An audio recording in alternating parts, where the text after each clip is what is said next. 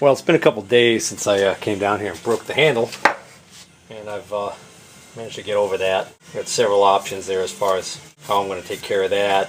I could try and TIG weld this handle, but I mean, I'm not even sure if that's the right handle. Which certainly brings into question. It's very strange the way this handle is designed. This handle is designed with two slots slotted like that. This handle almost appears to me to be designed to slide onto a shaft that would have a double key on it that this keys to, and by design be able to be quickly slid off and moved into the other position if it's not exactly where you want it. In other words, say you've adjusted it and it's down here and you'd rather have it up top. Slide it off, flip it over, and slide it back on again. That seems to me like that would explain why this handle is made the way it is, that it doesn't have the bar going across with the second one of these over here. The more traditional handle, like on that 16-inch South Bend, well, even that's not really a true double handle, but you kind of get the idea of what I'm saying. So maybe on the compounds that... So anyways, if this was up here like this would give, this kind of handle would allow you to be able to slip it off quick and slip it back on the other way. But the only way that's going to work, the only way that theory pans out, is if this handle slides on and off of this shaft easily. And there's a couple of problems with that. Problem number one, this was pretty much pressed on here. It was pretty tight. Okay, until it broke, it wasn't coming off easily. Problem number two, we've got this remnants of this funky key stock. This is a regular Woodruff key that somebody ground the flat on the bottom and ground off one of the ears so that it could go in here like this and stick up high enough to engage the groove. Okay? Well, we got a problem there too. And the problem is that there's really not much to keep this from falling out. So that doesn't really make sense to me. I cleaned up this little dial so that I can see the numbers on it a lot better. You know, and then it took me a while. There were some burrs on here and there were some burrs inside here. So after I cleaned this up, I had a real hard time getting this, but I finally got this cleaned up, so now that spins freely on there like it's supposed to. This was locked up on here. It's not supposed to be. Not supposed to be locked to the shaft until you tighten a thumb screw that's missing from here. Okay.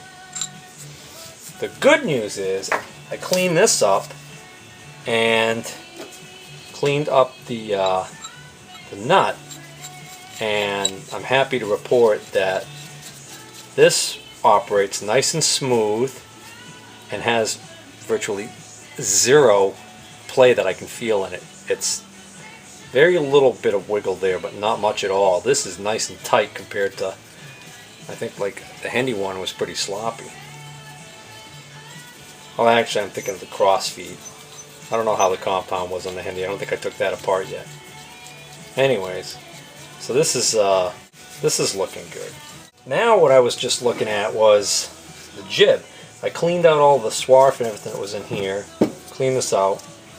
And this is interesting. This has got a casting number on it right here. It looks like a B328. Now, the reason why I find that interesting is because there aren't any casting numbers anywhere else on this entire lathe even similar to that. So I'm wondering whether or not this compound was already changed out. It's quite possible. All you need is a compound that has the same spacing on this part right here. This would have to be the same diameter and spacing of the nuts, I guess. I haven't cleaned that yet. You can see all the crud that's in there. In fact, I'm going to soak that parts washer while I'm continuing my little talk here about this thing. So what I was just in the middle of doing was I was looking at this jib. I was trying to figure this jib out. And other jibs that I've seen have basically fallen out once you got to this point. This jib is captive. It's not coming off. And if I tighten the screws, I can actually watch it push the jib out. Okay, but for whatever reason, the jib does not want to come out. And I think the answer to that is this bizarre little hole right here appears to have what might be an Allen head screw, cap screw down in there. That's kind of weird too, the way that's put together. What's weird to me, maybe if somebody's had a south bend apart, maybe they could tell me. Oh, wait a minute. Why not just look at this one? How's this one put together? Well, interestingly enough, the south bend has nothing but Allen head screws like that all the way across in all 5 holes. So this has got 5 adjusting holes as opposed to the 4 on here. But the dovetail on here is puny compared to, I don't know if you can see that or not, but the dovetail on here is kind of wimpy compared to the one on the Vernon. Alright, let's see. That's the right size. Alright, that must be just stuck. There you go. Oh yeah. Swarf and other unidentified crud in there big time. Oh man, what the heck is that stuff? Ooh, that's going to go back in the parts washer again. Well, the stuff that's in here, this black stuff right on here, is the consistency of tar. That crud is not coming off without a fight.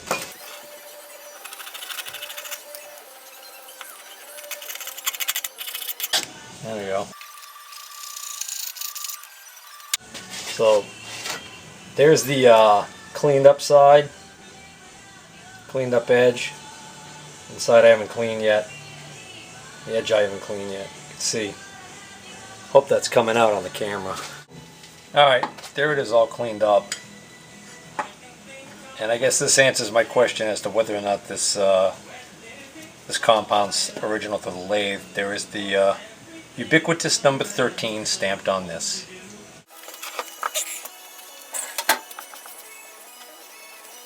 Now, a long time ago, when this lathe was a baby, and it just left the factory, it had some very nice hand scraping marks all on this top surface here. But you can just see what's left of them there. And this outer area where the surfaces have been rubbing over the years are pretty much completely devoid of them altogether. Well, there's a 13 on this also. I wonder how many lathes this company actually produced. I wonder if I could find any corporate records for this company. I have the luxury of being only 30 minutes away from Worcester, Massachusetts. And I'm sure somewhere in the Registry of Deeds, maybe, or somewhere in the city, there's a place where the early corporate filings of companies is archived. Maybe. Maybe not. I missed the spot on this dovetail.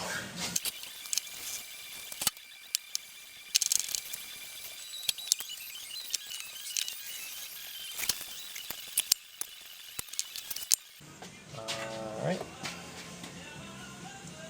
This clearly has to go facing that way, and with this beveled edge down, so this has to go like that.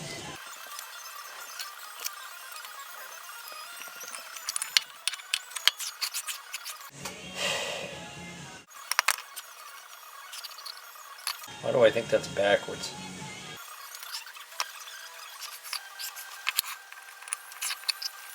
I think that's right. Guess I should have paid better attention. Oh, here's the dead giveaway. Nut screws on right in here. So if I slid this back far enough so that the nut could be where it's supposed to be in this area. In other words, the nut's going to be in this hollow area right here. Then I actually can barely slide it on that way. So this has got to go around the other way. Had it right the first time. This is going to go like this. Yeah, there we go. And the nut goes in here. That makes sense. Alright, but before that can go in there, the rod has to go in. And before the rod, I'm going to put the spacer on, which is also filthy. Also clean the nut while I'm at it. Alright, this washer actually has a little pin that keeps it locked, apparently right there. Yeah, so this is going to go here. Oh, got another step. Before I go through all the trouble putting this all together, I want to make sure this oil hole is clean. Alright, I have no idea at what point the camera shut off, but figured out how to put the jib back in correctly, got it all cleaned up, started cleaning up the washer and the nut to hold that rod in, and then was about to put it back together and remembered that I hadn't cleaned out and flushed out this JIT oiler, because I know that from the apron that some of these were packed with crud and didn't really move, and this one seems to be no exception. It's in a bad spot.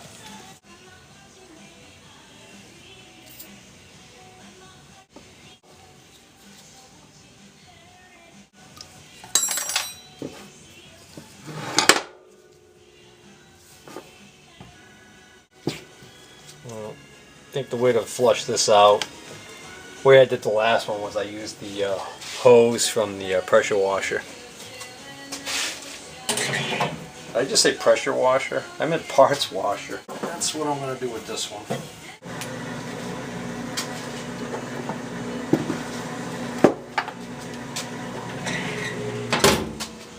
Alright, I was able to get the hose on there, and I held the little ball down with the sharp object there and had a pretty good stream of stuff spraying out of there. And I did it in actually both directions, so just in case there was a chunk that wanted to go out one way and not the other. And obviously the smaller way would be this way, so forcing fluid into here would hopefully make everything just fall out of that large hole there. So I pushed the ball, it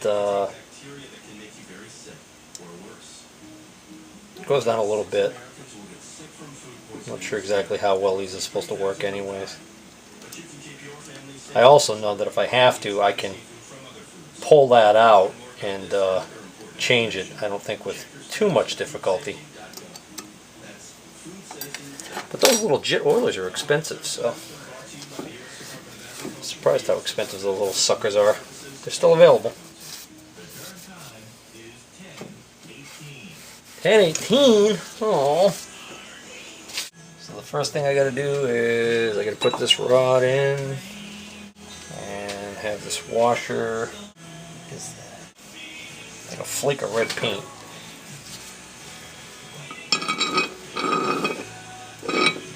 Probably from the parts washer. Okay, so this is gonna go on like this.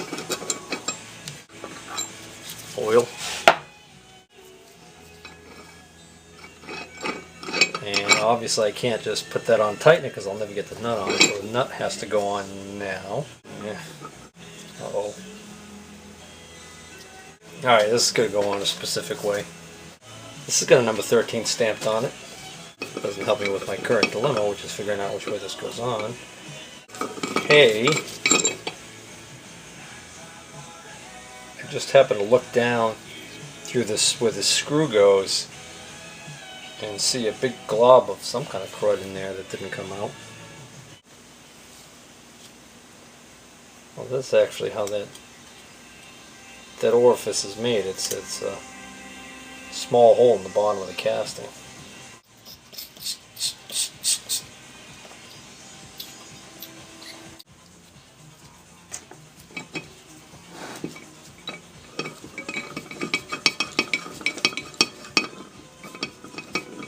I haven't put the nut on yet.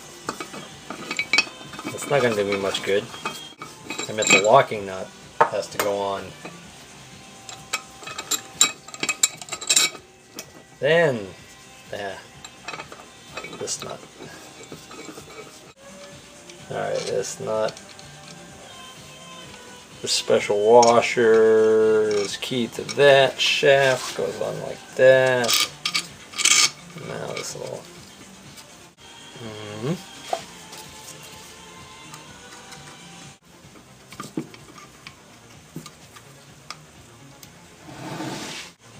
I need to come up with a way to hold this shaft. Well, it's kind of a long shot, but I don't suppose this pulley would be the right size, wouldn't it? Oh man, my lucky day. What's that crappy modified woodruff key? Well, if I have to, I'll just go get another one. It's only bugging me because it was just here.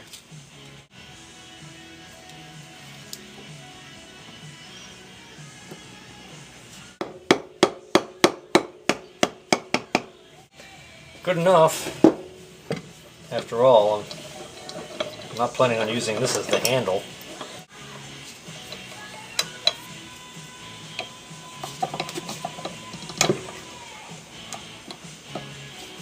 Alright, so that started turning and then it just stopped dead.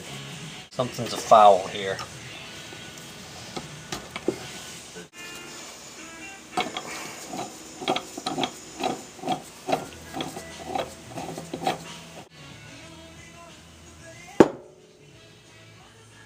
Ugh, damn it!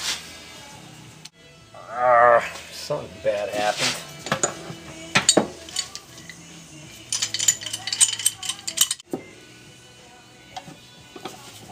What the hell happened there?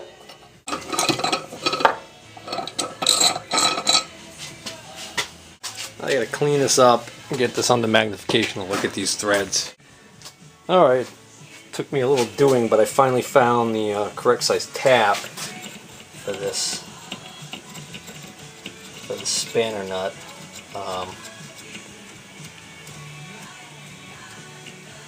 Ended up being a little defect, little tiny piece of metal on the screw there, and I think it ended up galling the threads here on this.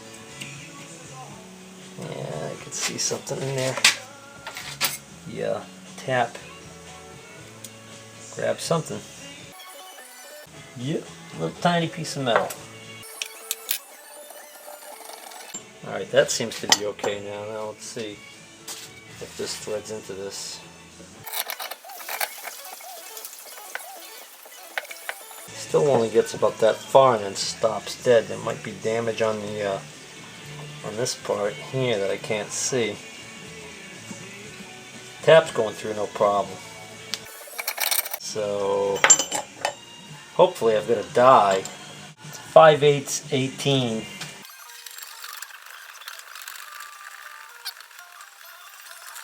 Unfortunately, I don't think I have a die that size.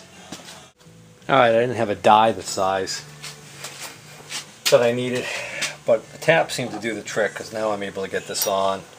And I noticed that when I look at the threads really close, there's almost like a deformity on the thread in one spot that is clearly not damaged. It's almost like by design they did something there, and I'm wondering if that's what's supposed to be responsible for keeping this kind of locked, although it doesn't really seem it because now that I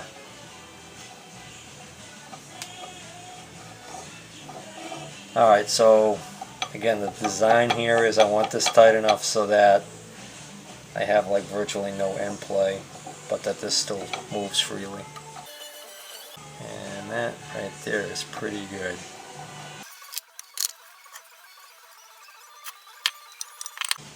Oh, get the jib back in.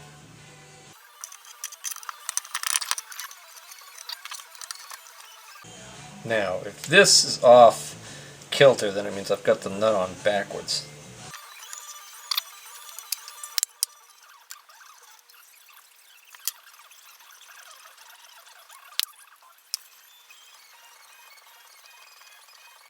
Oh, now that's working nice now. I'm not going to adjust the jibs right now because it's going to be a lot easier to adjust the jibs once this is mounted on the cross slide.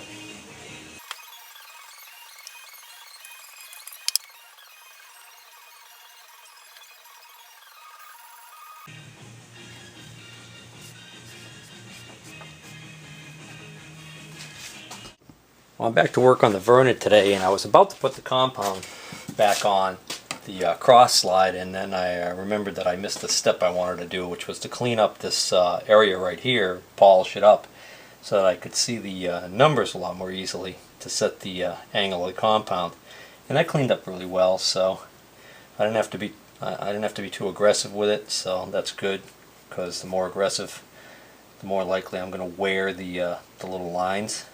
So there wasn't a lot of rust on there, it was mostly just dirt. So now I'm going to put the compound back on. Alright, I hung a new shop light. Well, it's not really new, but that's an 8-foot shop light with dual tubes in it, fluorescent. And I had a light that I had picked up, one of those, like a 4-footer with the small T8 bulbs in it. I picked that up at an estate sale or a yard sale, and it looked like it was brand new in the box. I hung that light over there with new bulbs in it, and it was throwing really good light, similar to the one that's overhead on my workbench right now. And then what happened was, within like a day, one of the bulbs went out and it started humming really bad. So first I thought, well, maybe I had a bad bulb, even though they were new bulbs. So I swapped the bulbs around with my other working lights and realized that all my bulbs were good. And I also determined on that particular light there's a small transformer apparently in each end, and must be one for each bulb. And well, needless to say, one of the transformers on the end that was getting very hot, that wasn't working, was getting way hot. I mean, burning hot. So I think I got a bad transformer in that that fixture. So even though it looked like it was brand new in the box, it may have been sitting around, or possibility it may have even been something that was brand new defective and somebody took it down and put it back in the box and never returned it and just ended up kicking around somebody's shop. So I went and shopped new shop. I went and shopped for new shop lights, pricing them and everything. And you know, you can get a cheap 4-footer for like 20 bucks at Home Depot or 25. They even have a new LED model that's like $30. But I just I'm not convinced yet whether or not those have longevity and throw as much light, even though they claim they do. So I had this old 8-foot fixture left over from, I don't know, I've had this thing forever. I don't even remember where I bought this thing. But I had, put bulbs in it over the years, and it always was a good fixture. It's an old ballast start type fixture.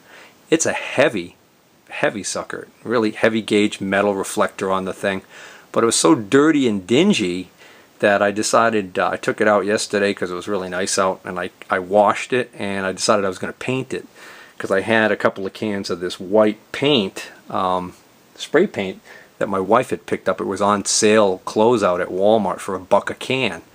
And she actually thought I would use it on my white hanging cabinet I bought a while back at the flea market.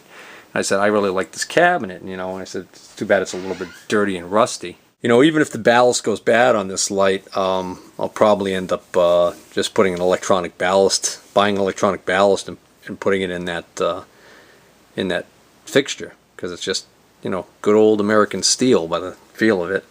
It's a heavy sucker. The other thing is, I go through all the trouble of cleaning it up. I get the cheap paint, right, $1 a can paint there, and turns out I know why it was $1 a can. The coverage on it was horrible.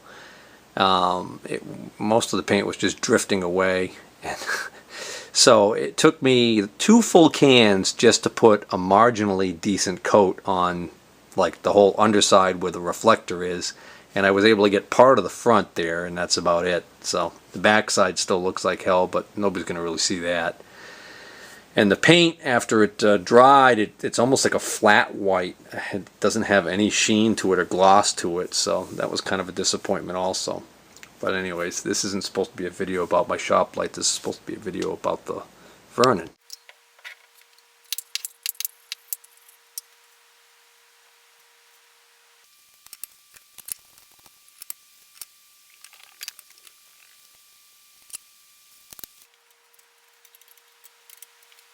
Alright, so now I can adjust the jib on the compound here. I left it loose, so now that I've got this firmly anchored, I can wiggle this. I could feel it. Obviously it's too loose. So what I want is I want this to still be able to move freely, like it can, but I want this play to be out of there. So I'm just going to start by snugging these up just a little bit. So I got that one that's... Alright, so the play's pretty much gone now right there. That's not the right size for that. You can see the play is back. I got to get the Allen wrench that fits that one odd grub screw. That's pretty good. Some of the play that I'm feeling is actually the crossfeed screw. So you notice it was tight over here, and then when I moved it back it loosened up. And that would indicate, as I would expect, that there's more wear on one section than there is on another section.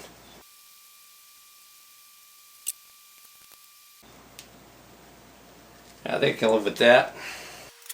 Alright, so now I've got to finish putting the gears on the end there and test out the gear train, and then I'll probably do some test cuts and see how it works, and then I'll get to the process of leveling the lathe. Oh yeah, and I got to put the tailstock on.